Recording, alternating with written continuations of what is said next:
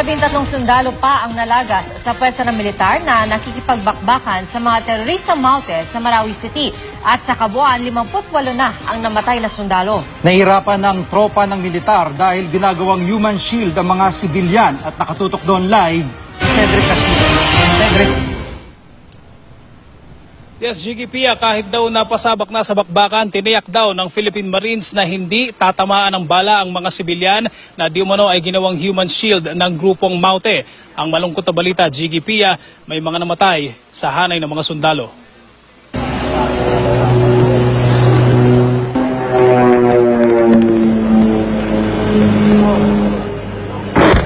Sa lumipas na 24 oras na bumuhos ang puwersa ng militar sa Marawi City, marami raw miyembro ng Maute Group ang napatay. Pero 13 ang patay sa hanay ng mga sundalo, habang 4 na po ang sugatan. Sa kabuuan, 58 sundalo at pulis na ang patay mula lang magsimula ang bakbakan dito sa Marawi. We are saddened with the result that we have fatalities in the government side. We have incurred 13 killed in action, and we are still awaiting for the reports pertaining to the wounded in actions. Hindi raw bababa sa 30 terorista ang nakaengkwentro ng militar sa loob ng sentro ng lungsod. Where there is an intense firefight, the terrorists have optimized the presence of human shields and optimized the presence of the mosque. Kabilang sa mga napatay, si First Lieutenant Frederick Savellano, commander ng Marine Company na nakarecover sa halos 80 million pesos na cash at cheque mula sa hinihinalang sniper house ng Maute Group. Paghupa ng airstrike bago lumubog ang araw kahapon, siya namang sabak sa dilim ng mga sibilyang ito para makalayo sa mga bombang bumabagsak. Napilitan silang tawirin ang Agus River. Lahat kami gustong lalangin na raw kasi napagod na 18 days eh. Pagod na sa katatago. Paano nyo nakikita yung direction kung madilim? Hindi naman as in madilim kasi may buwan eh. Makita rin namin yung mga puno-puno eh. Akala ko napatay na kami. Tumanggi namang magbigay ng kwento ang militar kaugnay sa namataang P-3 Orion spy plane ng Amerika na nakuna ng GMA News kahapon. Pero kinumpirma ng AFP na merong US Special Forces na tumutulong sa mga sundalo sa Marawi. Gayunman, wala raw specific na nirequest ang pamahalaan na tulong mula sa Amerika. No, they're not fighting. They're just providing technical support.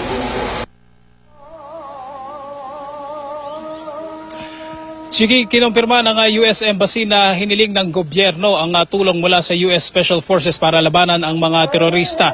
Samantala, nanawagan naman ang Human Rights Commission na itigil na ang airstrikes dahil marami na raw mga sibilyan ang nadadamay. Jiggy. Maraming salamat, Cedric Castillo. Tado sa Lanao del Sur ang ina ng Maute Brothers na leader ng pag-atake sa Marawi. Ayon sa AFP, malaking dagok sa grupong pagkakaaresto ng ina ng mga terorista dahil sa papel nito sa pagpupondo sa grupo. Nakatutok si Sandra Aguinaldo. Siya si Uminta Romato Maute alias Farhana. Ina ng Maute Brothers na namumuno ngayon sa labanan sa Marawi City laban sa puwersa ng gobyerno. Naaresto si Farhana pasado alas 2 kahapon sa barangay Cormatan, Mashu, Lanao del Sur kasama ang 2 sugatang miyembro ng Maute at 6 na babae. Nakuha sa kanila ang M14 rifle, mga bala, improvised explosive device at cash. Pinaniniwala ang malaking dagok sa Maute Group ang pagkakaaresto kay Farhana. The parents, especially with Farhana, provides logistical, financial, and she has the links to international organizations. So basically, if you cut off the head, it will have an impact to the organization. Ayon sa PNP Joint Task Group sa ilalim ng Task Force Marawi, patakas na sana ang grupo ni Farhana ng datnan nila. Nauna rito, naaresto ang ama ng Maute Brothers sa Davao. Ayon kay Herrera, may matibay na indikasyong patay na rin ang magkapatid na Madi at Omar Maute. Pero gusto raw muna nilang makita ang katawan ng dalawa. We are still validating police report. But there are strong indications that there are killed those. Okay. Also, in a separate incidents. Git din ni Herrera, nasa Marawi pa si Isnilon Hapilon, taliwas sa mga ulat na nakatakas na ito. Inihayag din niyang tulong-tulong na ngayon ang angkan ng Maute at may mga impormasyong pati mga babaeng kaanak ay nag-armas na rin. Sa Cagayan de Oro City, patuloy naman ang investigasyon sa dalawang pinaniniwalaang kaanak ng pamilya Maute. Pasado alas 7 kagabi nang imbitahan ng mga pulis ang dalawang mula sa isang pension house. Nakumpirmang Maute ang kanilang apelido. Iniimbestigahan kung anong koneksyon nila sa teroristang grupo. Mula sa Marawi City, Sandra Aguinaldo, nakatutok, 24 oras. Kahit matindi ang putukan at pahirapan ng komunikasyon, may mga sibilyang nakakatakas mula sa bakbakan sa Marawi. May paraan din yung mga sundalo para maghatid ng mensahe sa kanilang mga kabaro. Tinutukan niya ni Rafi Tima. So far, so good. Yan ang nakasulat sa harap ng armored personal carrier na ito na tila ginawa ng message board ng mga sundalo. Ang ibang APC, pininturahan din ang iba't ibang mensahe. Sa barangay kung saan unang nagbakbakan ng grupong Maute at militar, pilit ibinabalik ng ilang residente ang normal na buhay. 3 kilometro lang ang layo ng lugar na ito sa sentro ng bakbakan. Ang mga kabataang ito, sinamantala ang kawalan ng sasakyan sa kalsada para maglaro ng basketball. Ang dalawang magkatabing tindahang ito, nagbukas na kahit tuloy ang putukan. Ito lang daw ang tanging grocery na bukas sa buong syudad. Ang katabing tindahan ng isda at manok, piniling magbukas para sa mga Muslim na nagfa-fasting ngayong Ramadan. Kawawa naman yung mga tao na bumibili sila ng isda. Wala makain. Tila sanay ng araw ang ilang residente sa naririnig ng mga pagsabog. Pero ayon sa mga otoridad, delikado pa rin kahit nasa mga lugar na idineklarang cleared ng militar. Lalo't umaabot ang bala sa bahagi ng Marawi na kontrolado na ng gobyerno, tulad ng maririnig sa videong ito. Kahit matindi ang putukan, may paisa-isa pa ring sibilyan ang nakakalabas na mula sa bakbakan. Ang isang ito hysterical ng ma-rescue kanina, kasama ng kanyang dalawang kapatid. Ayon sa doktor na tumingin sa kanya, pinatindi ng bakbakan ng kanyang sakit sa pag-iisip. Ilang araw na raw silang walang makain dahil naipit ang bahay nila sa putukan. Sa Iligan City, isinugod ang mga napasabak sa matinding bakbakan kahapon. Sa 16 na sundalong isinugod sa Adventist Medical Center, 2 ang kritikal. Mga tama sa ulo, paa at binti ang tinamo ng mga sundalo na napalaban sa Bangolo Bridge. Sa Iligan din dinala ang 12 nasawi sa matinding bakbakan kahapon. 11 mula sa Marines, 1 naman mula sa Philippine Army. Sa rami ng mga nasawi, nagkulang sa metal casket ang punerarya. Mula sa Marawi City, Rafi Tima, nakatutok, 24 oras. Sunod-sunod muli ang naging opensiba ng mga sundalo sa mga kuta ng terorista ngayong araw. Pero tumanggi ang militar na kumpirmahin ang balita na patay na ang isa sa mga leader ng Maute Group na si Omar Maute. Uma-action live si KM Son. Kay?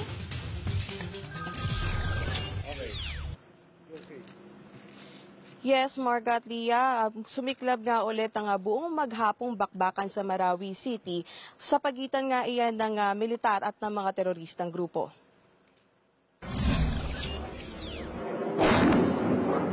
Kaliwat kanan ng airstrike na inilunsad ng militar dito sa Marawi City. Ramdam ang matinding tensyon sa mga ambulansyang walang patid ang pagkuha sa mga sugatan at nasasawing sundalo. Simula pa kasi kagabi, sinabay-sabay na ng mga sundalo ang paglusob sa mga pinagkukutaan ng mga terorista. Our soldiers, our military forces continue to gain more foothold into the inner areas of the city. Enemy resistance dwindling by the day. Clearing areas by sector progressing positively. Kwento ng isang tropa na kagagaling lang sa frontline na susukol na raw mga kalaban kaya't naghahanap na ng lulusutan ng mga ito. Pero di raw madali ang laban dahil sa madiskarte rin ng mga terorista at magaling pumili ng pwesto. Sa drone video nga na ito makikita ang mga kalaban na pumapasok ng bahay para pumoste at abangan ng mga sundalo. Yung mga dingding ng bahay, binubutas nila. So yung from one building to another building, nakakalusot sila. So yun yung ginagamit nila na pagmamaneuver. Nauna nang napabalitang wala na sa Marawi ang leader ng Abu Sayyaf na si Isnilon Hapilon. Pero ayon sa source ng News 5, bumalik siya sa syudad kasama ang 70 pang foreign fighters. Bawat isa sa kanila ay armado ng matataas na kalibre ng baril. Kasama rin daw nakikipaglaban sa lobang anak ni Hapilon na si Abdullah at leader ng Maute Group na si Abdullah Maute. 4 hanggang 5 tao raw ang hatian ng mga terorista kada grupo. 2 rito ang nag-ooperate ng caliber 50, habang M16 rifle naman ang hawak ng iba. Sabay-sabay rin daw na nagpapaputok para di matukoy ng tropa ang lokasyon nila. Pero kasabay niyan, pumutok rin ang balita na patay na ang isa pang leader ng Maute Group na si Omar Kayam Maute. I cannot answer that. If that is a report, we need to validate it. Kasabay ng patuloy na opensiba ng militar, patay ang 15 taong gulang na kinilalang si Abdillah Masid matapos tamaan ng bala ng sniper sa ulo habang sumasamba sa mosque ang biktima kaninang alas 12 ng tanghali. Sa mga terorista. Kung hindi dahil sa kanila, hindi ito mangyayari sa kapatid ko.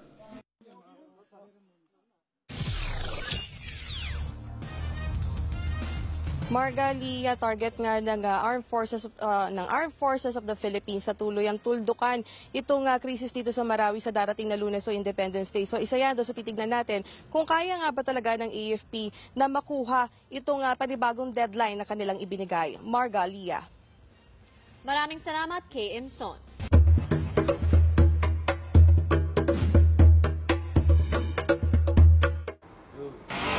Welcome to the newsroom on CNN Philippines. In the news, authorities arrest the mother of Maute brothers Omar and Abdullah, who are behind the terrorist attack on Marawi City.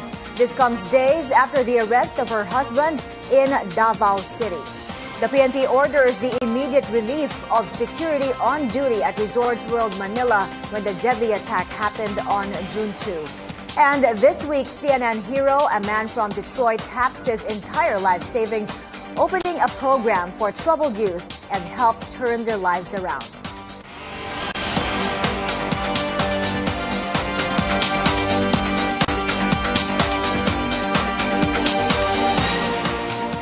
Good evening, I'm Mai Rodriguez. Thanks for joining us.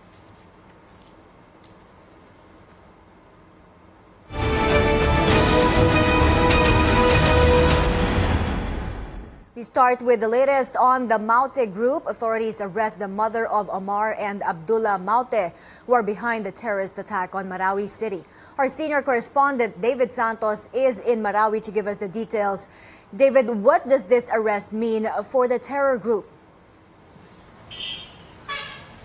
Well, another big blow to the Maute Group, which is holding out against an intense government offensive in Marawi for almost 3 weeks now. That's how authorities are seeing the arrest on Friday night of one of the brains behind the terror group. Ominta Romato Maute, alias Farhana, was arrested past 7 Friday evening in a safe house in the town of Mashu, about 35 kilometers by land travel from Marawi. She's the mother of brothers Omar and Abdullah Maute, leaders of the notorious terror group. At least 15 others were arrested along with Farhana, most of them women.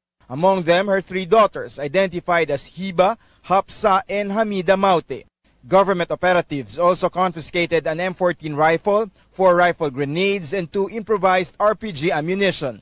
Farhana was reportedly in Mashu town to purchase vehicles and firearms as part of their plan to get out of Lanao del Sur when members of a police unit caught up with them. The arrest of Farhana has a great involvement of the local government. So the local government helped us to locate. Farhana's arrest comes just days after the family patriarch Kayamora Maute was arrested at a checkpoint in Davao City. He was transferred to Camp Bagong Diwa in Taguig City. Historically, the parents, especially the Farhana, provides logistical, financial, and she has the links to international organizations. There were a number of attempts in the past to capture Farhana, including a raid in her home in Marawi City last year, but she evaded arrest until Friday night. And just like Kayamora Maute, we've been told Farhana was transported to Manila at dawn today on board a military plane. The Joint Task Force Marawi says it will be providing more details on the arrest of Farhana Maute in a media briefing on Sunday. Mike. David, what charges are Farhana Maute and company facing, and why was there a need to immediately transfer her to Manila? Well, both Kayamora and Farhana Maute are part of a long list of suspected terrorists the Defense Department once arrested under its martial law powers. Now, these are about 300 people linked to terror activities and are largely blamed for the crisis in Marawi. Now, the arrest order to have been issued so far cover the Mautes, the Abu Sayyaf group, the Bangsamoro Islamic Freedom Fighters, among many others. Now, President Duterte, during a visit to a military camp in Tacurong City earlier this week, revealed there was an attempt for Farhana Maute to speak to him, but the president turned it down since he felt strongly against the atrocities of the Mautes, particularly over the deaths of soldiers, policemen, as well as civilians in Marawi. Now, the security situation in Marawi remains very unstable, having Farhana Maute and the rest of her family detained in a government facility in Marawi could only further complicate the situation in the city. The Mautes have twice attacked the Marawi City Jail, so authorities apparently saw the need to immediately transfer Farhana to a, quote, safer place, Mike. Senior correspondent David Santos reporting live from Marawi. The armed forces aims to regain the whole of Marawi City from terrorists on Independence Day. But ahead of this new timetable, the government suffers more losses in an intense operation. 13 Marines were killed yesterday, including a young lieutenant who led a team in recovering over 79 million pesos in cash and checks in Marawi. George Cahiles has that story.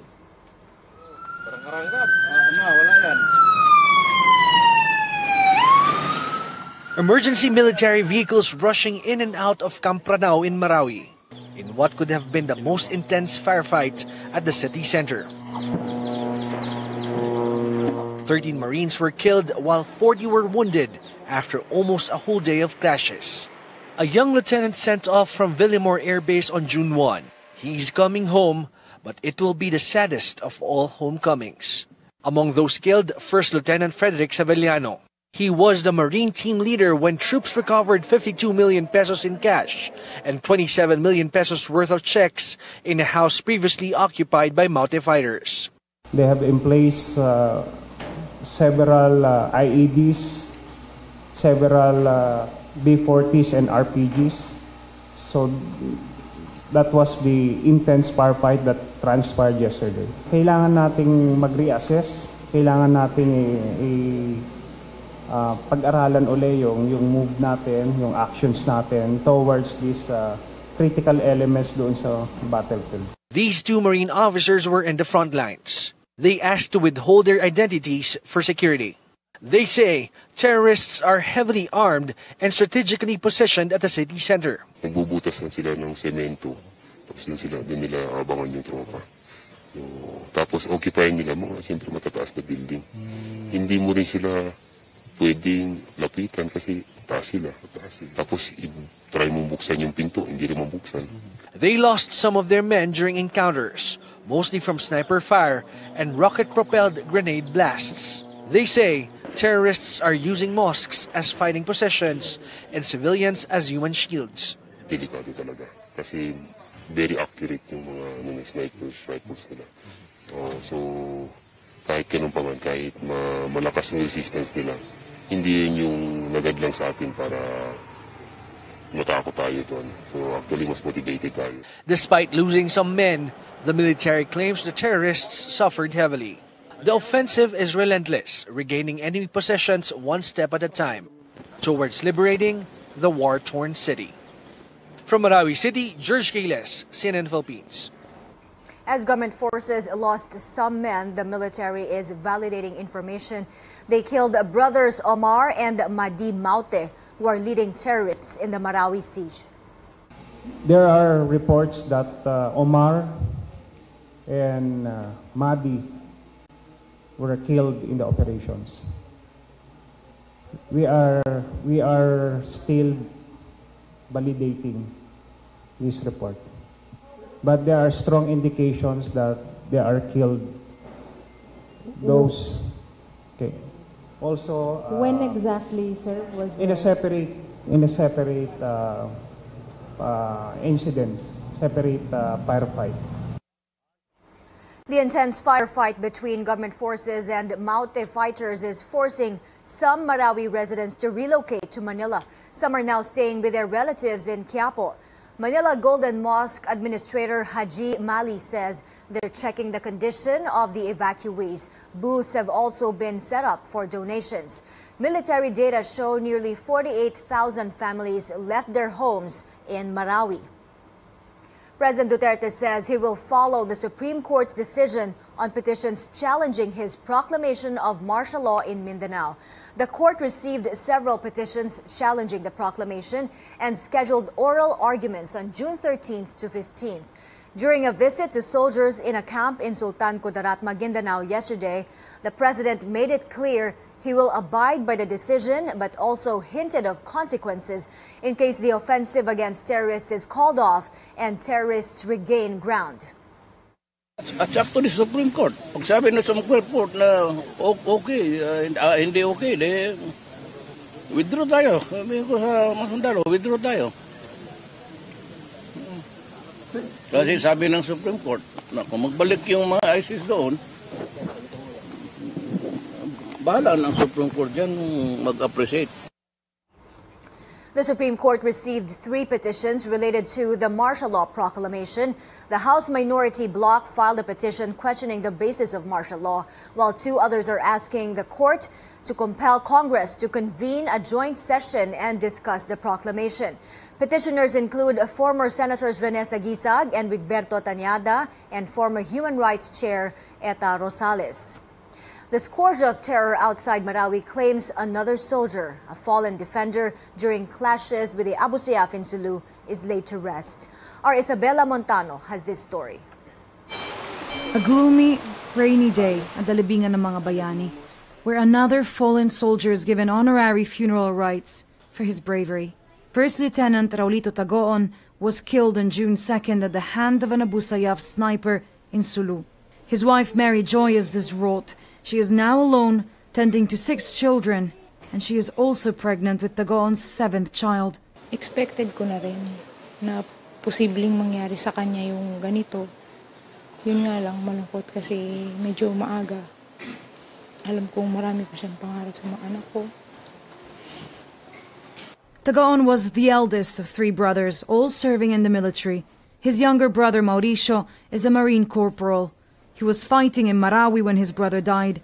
He recalls being disturbed at the time his brother was killed. Bago na disgrasya yung kuya ko, ma'am, hindi ako makatulog. Hindi ko alam bakit ano nangyari kaya sa akin. Sabi ko. Sabi ng kasama ko, ma'am, wala yan, matulog ka na dyan. Tapos kinabukasan, tumawag yung isang kapatid ko. Ganito, may nangyari sa kuya natin. Martina Tagoon says it is hard to be the mother of 3 military men, always worrying about them. But on the upside, she says, they are living their dream. I'm just happy that he was able to live his life up to now in the name of his dream. He may be dead, but he died doing good for the country. Tagoon's eldest daughter watches as her father's casket is lowered underground. She holds on to his hat with big tears in her eyes. Yet another Filipino family deprived of a good father, a good son, a good husband. Isabela Montano, CNN Philippines. Still ahead, police investigating the casino tragedy at Resorts World Manila decides on the fate of the hotel security agency. And condolences pour in for the family of award-winning artist Malang Santos, who died today. Those and more stories when Newsroom Weekend returns.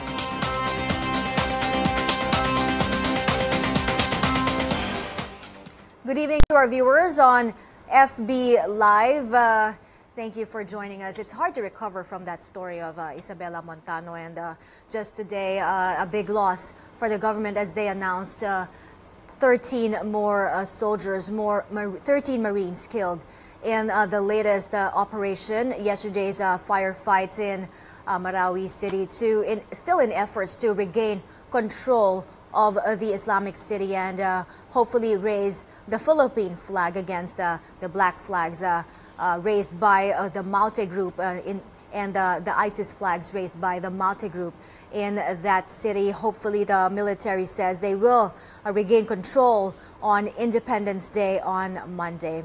Still ahead, more stories. But before that, we'd like to say hi to our viewers from all over our kababayans in South Korea, Saudi Arabia, Kuwait, Hong Kong, Singapore, Texas, Jobert Las Piñas, Estanislao, watching us from Bahrain, Escherson Kaliwan from Dubai, Ceciline Elixes from Taiwan, and Fatima Sandron, also watching us from India, Yurilin Plana Corrales, joining us now from Japan, and Len Mabutol Miranda from the United Arab Emirates. Good evening to you guys. Thank you for joining us on Facebook Live. We'd like to hear more from you and send in your comments and thoughts on our stories today, and also tell us where you're watching from. More stories coming up. This week's CNN Hero, an interesting story, really churning the lives of troubled youth in Detroit. Stay tuned for that story of our CNN Hero this week.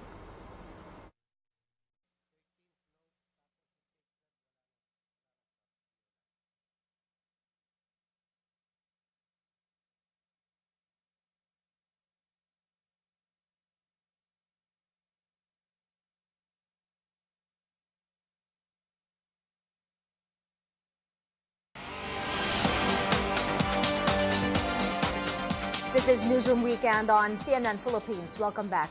The police orders Resorts World Manila to relieve all guards on duty during the attack at the casino. They are from the hotel's hired security group, NC Lanting Security, at the entrance and exit of Maxim's Hotel and Newport Mall. This after the police unit supervising private security and investigation agencies looked into the casino tragedy that led to the death of 37 guests and employees and the gunman Jesse Carlos, who killed himself.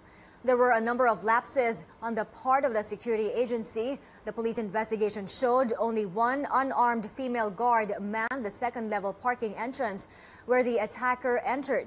The lady guard was also not wearing a proper uniform and thus is prohibited from carrying a firearm.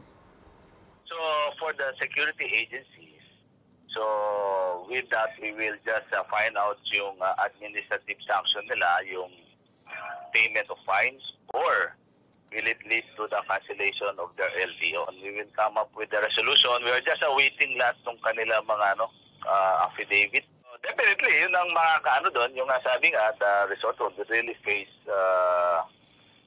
lawsuit kasi sila na nga eh. So if they follow yung security requirements namin sa PMP, so one way or another, we could prevent this. Heads up, motorists, new implementing rules of the Anti-Distracted Driving Act are out. Here's what you need to know. Cell phones may be used for navigation while driving as long as these are placed 4 inches from the edge of the dashboard. Texting, calling, playing games, watching videos, and surfing the net are banned. If you need to type your destination on navigation apps, you must pull over. The Land Transportation Office also clarifies dash cams are not covered by the law, only communication gadgets. The Anti-Distracted Driving Act takes effect 15 days after its publication in major newspapers. Now that the rainy season has kicked in, road safety gets top priority. And the country's longest-running motorist assistance program is again at work for motorists this long weekend. Rex Remito tells us more. Law student Ronaldo Shoco and his schoolmates are spending their extended weekend in Pampanga. They want to make the best on their last road trip before hitting the brakes with the onset of rains. This time, he's making sure past troubles with his car won't happen again. Yeah, I was bringing my old car and it stopped in the middle of EDSA, so I know the hassle it brings. That's why he dropped by at the Petron Lakbay Alalay station along the North Luzon Expressway. He had his car check, the aircon, engine, oil, and other parts. It's very important, especially if you're riding with someone else, like your friends, because technically you'll be responsible for their lives. So I think you have to check the wheels, your engine is very well-tuned, and you have your brakes, so it's very important. Lakbay Alalay tents also offer other activities and services. Miss Universe 2016 candidates Miss Vietnam, Kosovo, and Belize even returned to the country to serve as road safety ambassadors. I have some gifts for you. Be sure to wear your seatbelt. Because we believe na yung road safety ay concern ng lahat.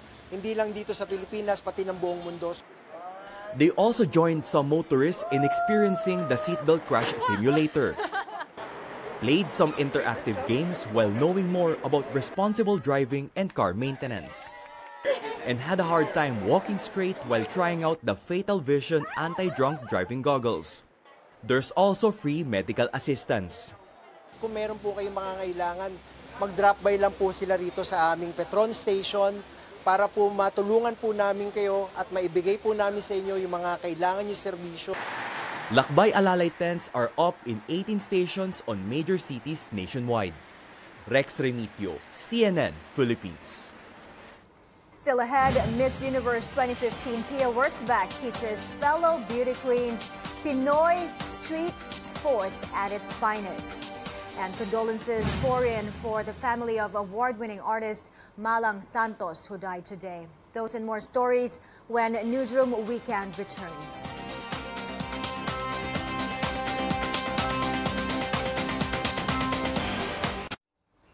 To give back to the people. You're live on Facebook. Again, thank you for joining us tonight. Well, looking forward to that story about Pia Wurtzbach teaching her fellow beauty queens how to play pico. And what else? Tumbang Preso, I think. They try to play those street games. Looking forward to that story also coming up. The story of our CNN hero really inspiring. He, I think, he tapped his entire life savings and put up a boxing gym and essentially a youth program to help underprivileged youth and help turn their lives around. He said education is key. So let's see how his program is working in Detroit, USA.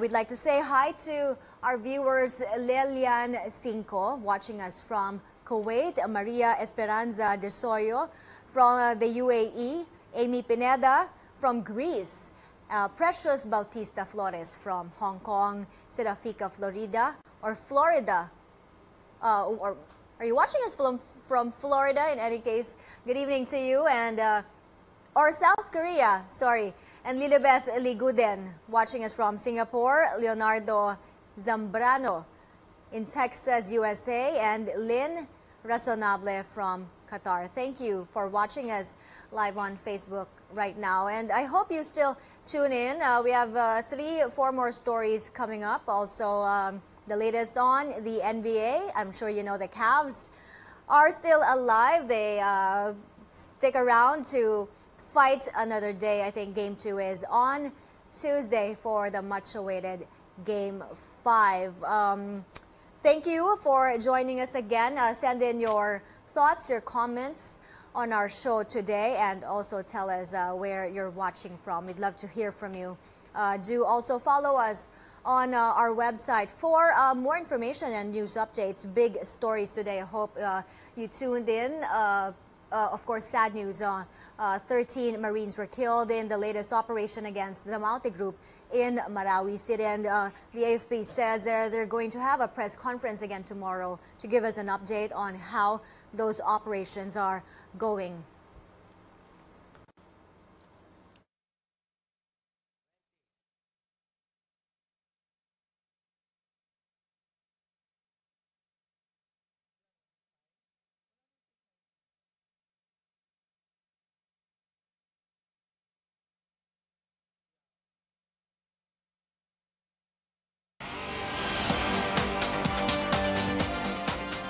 The The newsroom's back with more stories. Award-winning Filipino artist Mauro Malang Santos has died. He was 89 years old. His son Soler posted a photo of him on Instagram, and netizens expressed their condolences to the family. Malang received several recognitions, among them Artist of the Year by the Society of Philippine Illustrators and Cartoonists.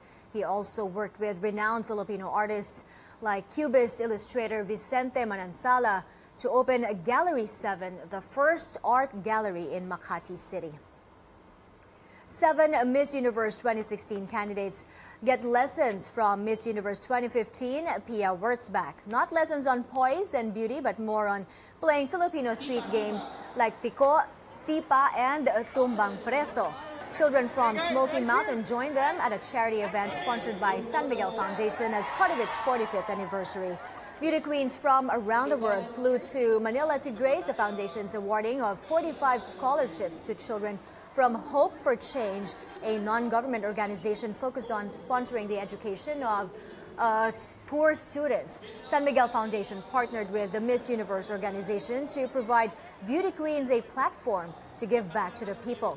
Wurtzbach says the presence of Miss Universe contestants shows beauty queens are not just confidently beautiful, but also have a heart for helping others. I really appreciate that the girls took the time to fly back to Manila to participate in this event, and for San Miguel to spearhead all of this and make sure that it all goes smoothly. The girls were asked to if they could participate here, and they said yes right away, and I think that says a lot about where their hearts really are, and that they're really genuine.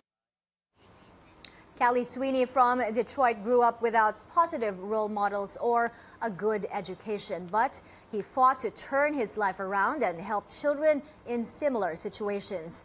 10 years ago, he used his life savings to open the downtown boxing gym youth program. That makes Sweeney this week's CNN hero.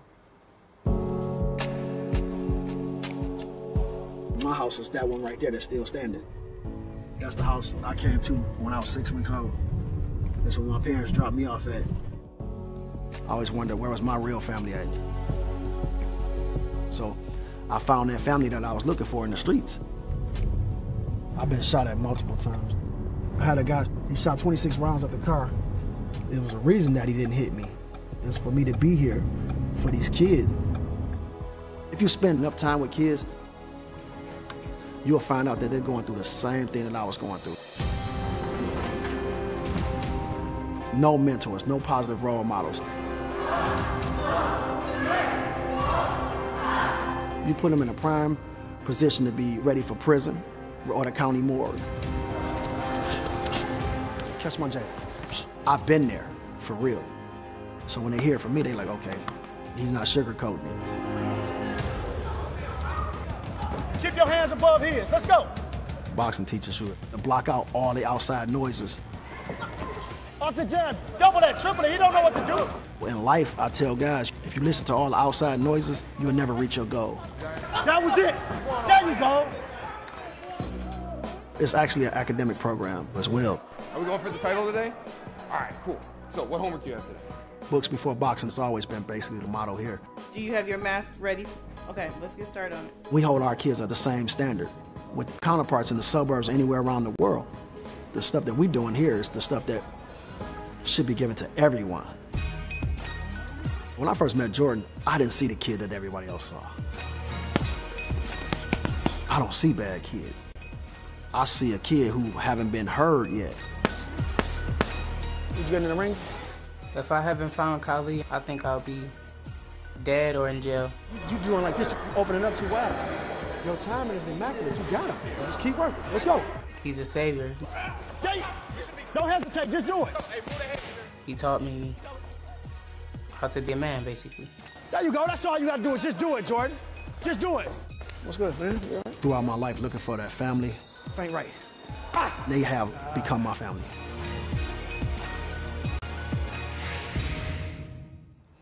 Books before boxing. That's what's happening in the newsroom this Saturday, June 10th. I'm Mai Rodriguez. Stay with CNN Philippines, where